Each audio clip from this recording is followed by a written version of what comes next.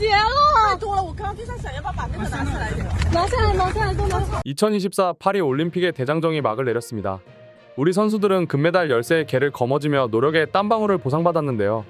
경기를 보는 내내 우리 선수들을 응원해주는 한국인들이 관중석에서 많이 포착되어 참 다행이라는 생각이 들었습니다. 그런데 놀랍게도 올해 하계 올림픽을 보기 위해 프랑스 파리를 찾은 외국 관광객 중 가장 많은 나라가 어디인지 아시나요? 바로 중국과 일본이라고 합니다.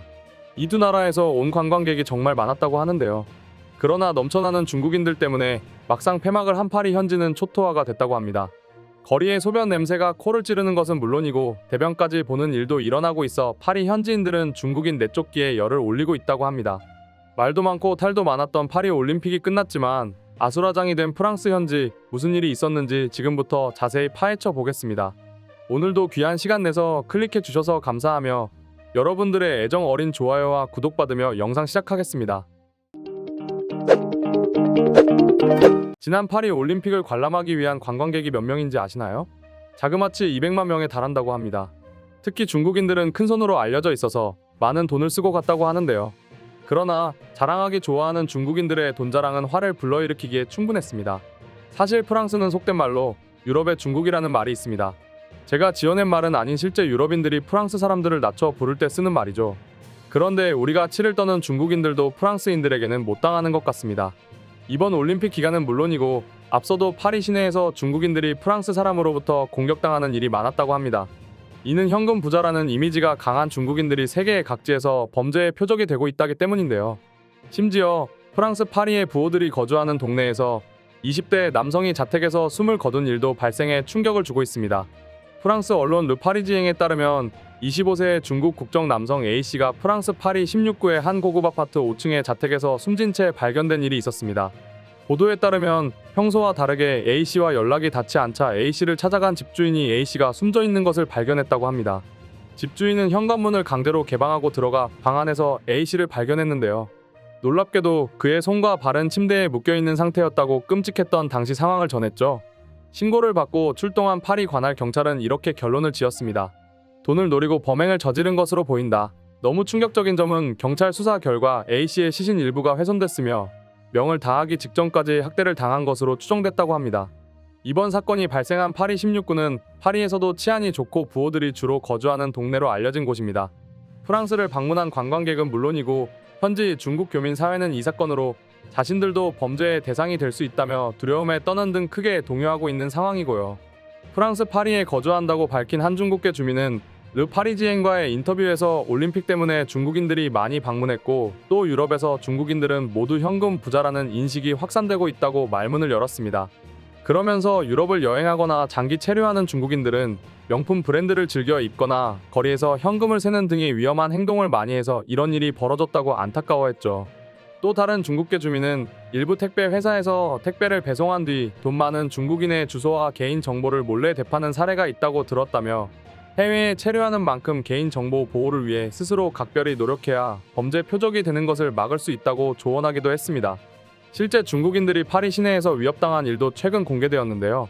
영상 잠시 살펴보도록 하겠습니다. 我们在巴黎路上开就被抢劫了。太多了，我刚刚就在想要不要把那个拿起来。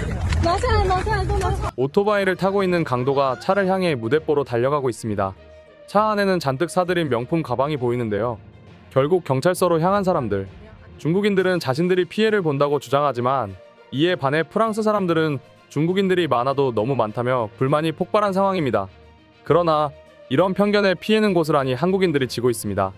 파리 사람들은 동양인이 식당이나 상점에 들어오면 상종을 안 하는 일도 허다하며 중국인인지 한국 사람인지 몰라도 냅다 아시아 사람은 무시해서 피해본 우리 관광객들도 많다고 하네요.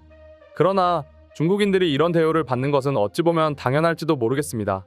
중국 관광객들은 노상방뇨, 관광지 훼손, 성추행, 공공장소 소란 등 몰상식한 행동으로 혐오감을 불러일으키다 보니 중국인에 대한 분노가 극에 달한 건데요. 여기에는 잠시 배경을 설명해 드려야 할 것 같습니다. 아마 파리를 여행해 본 사람이라면 실감하시죠? 파리는 그 다른 도시들보다도 유난히 화장실을 쉽게 찾을 수 없습니다. 이 때문에 음식이 바뀌어서 장이 부글부글 끓거나 갑작스러운 생리 현상을 해결하기 난감할 때가 많죠. 그나마 발견한 화장실도 청결은 먼 나라 이야기임에도 불구하고 갈 때마다 돈을 내는 게 아깝기 매한가지랍니다. 화장실 문제는 이번 파리 올림픽에서도 문제가 되었습니다. 화장실이 모자라다 보니 올림픽 이전부터 파리는 노상 방뇨 문제로 몸살을 앓아왔습니다. 그래도 체면이 있다 보니 사람이 많이 몰릴 것을 우려해 프랑스는 특단의 조치를 취합니다. 올림픽 기간 동안 생강 인근 간이 화장실 900개와 간이 소변기 500개 등 총 1,400개를 구역별로 설치한 것인데요.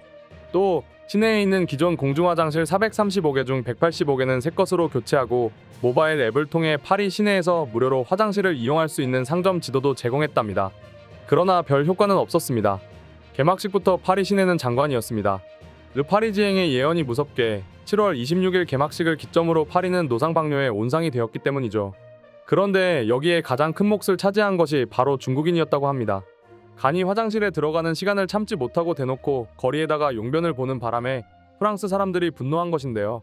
우리 같으면 바지에 쌀지언정 이런 일은 절대 못할 것 같은데 어찌 이런 일이 가능한지 모르겠습니다.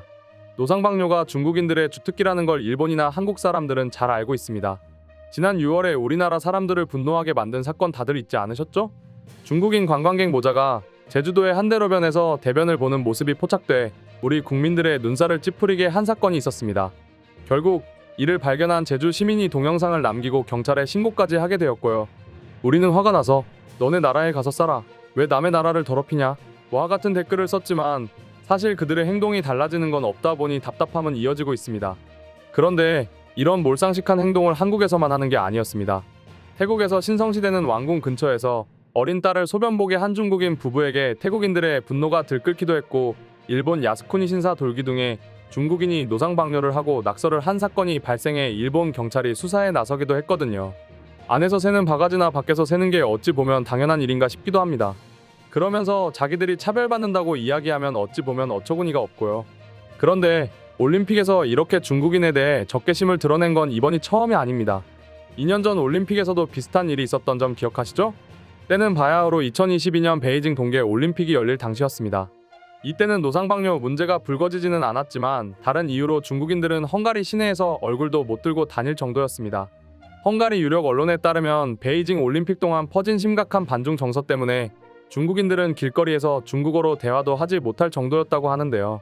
중국인을 향한 헝가리인들의 분노는 엄청나 일반 레스토랑에도 중국인 사절이라는 안내 문구가 붙어있을 정도였습니다.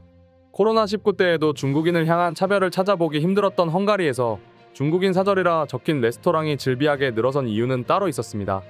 헝가리 또한 우리와 마찬가지로 남자 1000m 쇼트트랙 경기에서 노골적인 편파 판정의 희생양이 됐던 일 때문이죠. 사실 헝가리는 유럽 내에서 대표적인 친중 국가로 분류됩니다. 당시 빅토르 오르반 헝가리 총리는 중국을 멀리하는 다른 유럽 국가와 달리 친중 노선을 택한 이유 때문이었는데요. 헝가리는 코로나19 때도 다른 유럽 국가들과 달리 가장 먼저 중국산 백신을 승인해 세계의 이목이 집중되었었습니다. 또 홍콩 선거제 개편과 관련해 EU의 중국 비판 성명 채택을 반대하는 등의 움직임을 보여오기도 했죠. 그러나 이건 정부 차원의 문제일 뿐 국민들의 마음은 달랐습니다.